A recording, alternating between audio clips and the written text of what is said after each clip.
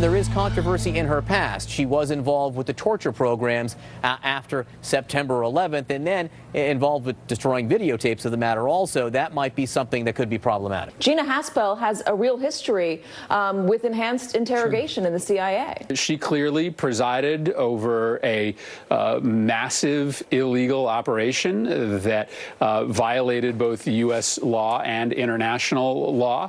I'm sure those orders came down from above her, but that is no excuse. So there you've got the mainstream media talking about how the president's pick to run the CIA has got a big problem with her past. The problem is, according to ProPublica, they have issued a correction. Turns out she was not involved in the interrogation of Abu Zubaydah.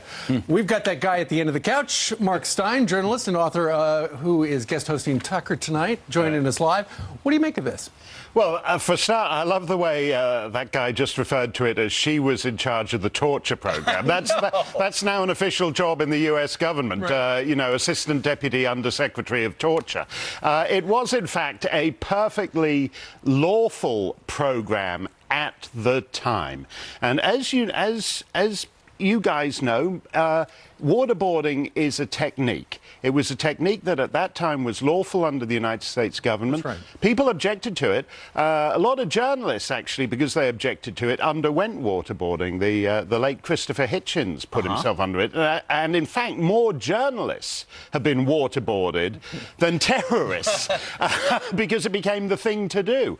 And I think this is completely ridiculous. It was a lawful policy, and it's no longer a lawful policy. But the idea that retrospectively that makes her a torturer. So her problem as well. is she was too tough on terrorists. Yeah, yeah. That's why we shouldn't like her. And I don't think people are. And I hate, one of the things I hate, I've become to loathe about the political culture generally, is the whole rear-view mirror thing. You know, so we've spent 2 years now investigating Donald Trump over Russia, and that hasn't really gone anywhere. But we might have something on his tax returns from 1997. But if that doesn't go anywhere, let's go back and relitigate what was happening in the wake of 9/11, when everybody thought there was going to be another attack coming, and all you could do was use extraordinary techniques to persuade someone to cough up the information. And everybody was on board with that. Right, absolutely, everybody. Including all these people who now protest it for opportunistic reasons. And this rear-view mirror thing is absolutely killing us, because we've got a whole political culture that wants to relitigate 15 years ago and never looks 10 minutes ahead. Speaking of litigation, United Airlines, this dog, they put the dog, the flight attendant allegedly put this dog up there, and the owner of the dog said there's a dog in there. Flight attendant says she didn't hear it. You're blaming a lot of the people that were sitting around the dog owner, right? Yeah, I think one of the dangers of actually this post-9/11 flight environment is that it's training freeborn peoples to behave like a herd of animals. No, I'm being serious here. Yeah, it shocks me that people hear barking and they think, oh, look, there's a dog trapped in the overhead compartment. I'm going to film it on my telephone and then I'll put it on social. No, you and I understand that if you don't do what the flight attendant, I nearly said stewardess, that's an offence these days. We used to call them in the 60s in Britain, they used to call them trolley dollies, which is an even worse offence. What does that mean? But the flight attendant, if you don't do what you do, she says you're taken off the flight in manacles in case you happen to be Mohammed Atta. And what that means is they're still letting in Mohammed Atta to run you down on the bike path, but people, freeborn peoples on a plane, travel for 3 hours with a dog in the overhead compartment, and they don't stand up, open it, and get the dog out.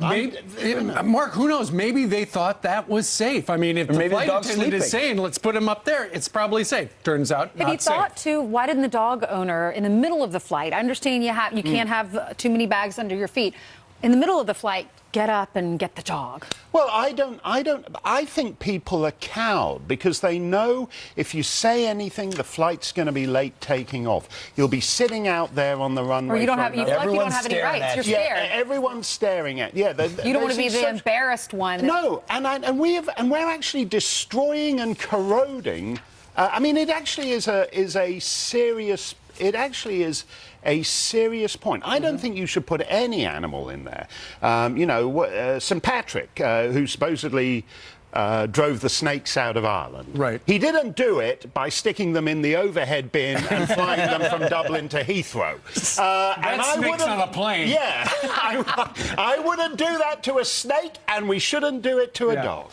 You know, there's a big question. That's history. Glad you made that That's correlation. history. He drove this. I don't know. Similar but different. Mark, I don't know if you have had your midlife crisis yet, but apparently it turns out more than half of millennials are going through their own quarter-life crisis. No, and the minute I read about millennials going through a quarter-life crisis, I strangely had a premature 15/16 life crisis. I'm not sure I want to live in the same world as these people. I kind of understand it, because we prolong adolescence now until basically until the age of 30, and then you start your adult life. And so you wake up in early middle age, and you're living in your parents' basement, and you've got 6 figures of college debt.